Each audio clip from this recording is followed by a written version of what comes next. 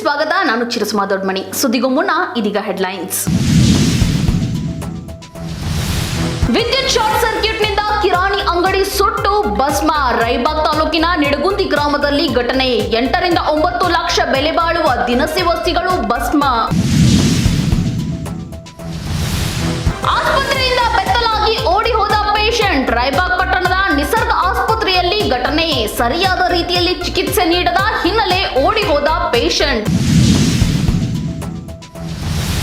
ತಿಳಿಗೋಳು ಗ್ರಾಮದಲ್ಲಿ ನೀರಿಗಾಗಿ ಹಾಹಾಕಾರ. ಗ್ರಾಮ ಪಂಚಾಯಿತಿಗೆ ಬೀಗ ಜಡಿದ ಗ್ರಾಮಸ್ಥರು. ತಲೆಯ ಮೇಲೆ ಕಲ್ಲು ಇಟ್ಟುಕೊಂಡು ಉಪವಾಸ ಧರಣಿ.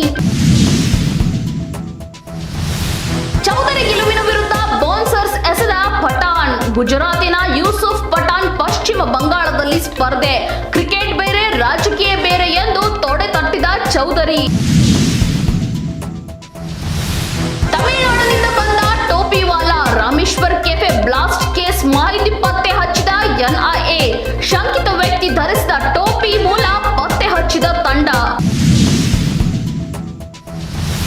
ಮೊದಲಿನಿಂದಲೂ ಈ 3 ಸ್ಥಾನಗಳಿಗಾಗಿ ದಳಪತಿಗಳು ಬಿಗಿಪಟ್ಟು. ಅರಮನೆ ಮೈದಾನದ ವೃಕ್ಷ ಸಭಾಂಗಣದಲ್ಲಿ ಬಿಜೆಪಿ ಘೋಷಣೆ. 3 ಸ್ಥಾನಗಳನ್ನ ಗಿಟ್ಟಿಸಿಕೊಂಡು ಮಾಜಿ ಸಿಎಂ ಕುಮಾರಸ್ವಾಮಿ.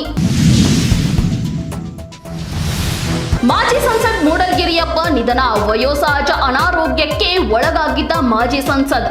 ಅಗಲಿದ ನಾಯಕನಿಗೆ ಕಂಬನಿ ಮಿಡಿದ ನಾಡಿನ ಗಣ್ಯರು. ಚಾಮರಾಜನಗರದಲ್ಲಿ ಸಚಿವ ಮಹದೇವಪ್ಪ ಅವರ ಮಗನಿಗೆ ಟಿಕೆಟ್. ಕೋಲಾರ ಟಿಕೆಟ್ಗೆ ಮುನಿಯಪ್ಪ, ರಮೇಶ್ ಕುಮಾರ್ ಬಡಿದಾಟ. ಚಿಕ್ಕಬಳ್ಳಾಪುರಕ್ಕೆ ರಕ್ಷಾರಾಮಯ್ಯ ಹಾಗೂ ಬಳ್ಳಾರಿಗೆ ತುಕಾರಾಂಗೆ ಚಾನ್ಸ್. ಇಡೀ ದೇಶದಾದ್ಯಂತ 2024ರ ಲೋಕಸಭಾ ಚುನಾವಣೆಯ ಕಾವು. ಆಂಧ್ರಪ್ರದೇಶದಲ್ಲಂತೂ ತಾರಕಕ್ಕೇರಿದ ಲೋಕಸಭಾ ಕದನ. ಪವನ್ ಕಲ್ಯಾಣಕ್ಕೆ ಟಕ್ಕರ್ ಕೊಡಲು ಸಿಎಂ ಜಗನ್ ಪ್ಲಾನ್.